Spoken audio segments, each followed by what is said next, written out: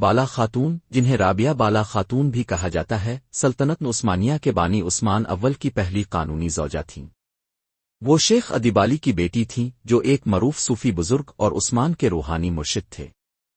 ان کی شادی نے عثمان کے سیاسی اور روحانی اثر و رسوخ کو مضبوط کیا اور سلطنت عثمانیہ کی بنیاد رکھنے میں اہم کردار ادا کیا۔ ایسوسیشن 235 وکیپیڈیا 2 ابتدائی زندگی اور شادی بالا خاتون کی پیدائش 1258 کے قریب ہوئی۔ ان کے والد شیخ ادیبالی نے عثمان کو نہ صرف روحانی رہنمائی فراہم کی بلکہ اپنی بیٹی کی شادی بھی عثمان سے کی، جس سے عثمان کو صوفی اور قبائلی حلقوں میں مزید حمایت حاصل ہوئی۔ اس شادی کے نتیجے میں عثمان کو احیان شیخوں کی حمایت حاصل ہوئی، جو سلطنت عثمانیہ کے قیام اور ترقی میں مددگار ثابت ہوئی۔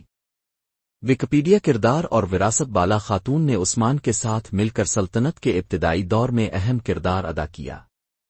ان کے بیٹے علا الدین علی پاشا نے بعد میں سلطنت میں مختلف عہدوں پر خدمات انجام دیں۔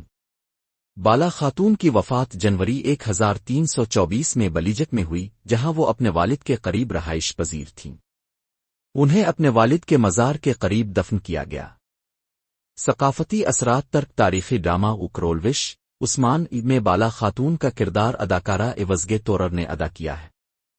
اس ڈرامے میں ان کے کردار کو ایک مضبوط وفادار اور جنگجو خاتون کے طور پر پیش کیا گیا ہے، جو اپنے شوہر عثمان کے ساتھ ہر قدم پر کھڑی ہوتی ہے۔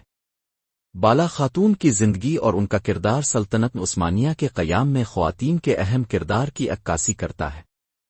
ان کی وفاداری، حکمت اور قربانیوں نے نہ صرف عثمان کو ایک مضبوط حکمران بننے میں مدد دی بلکہ آنے والی نسلوں کے لیے بھی ایک مثال قائم کی۔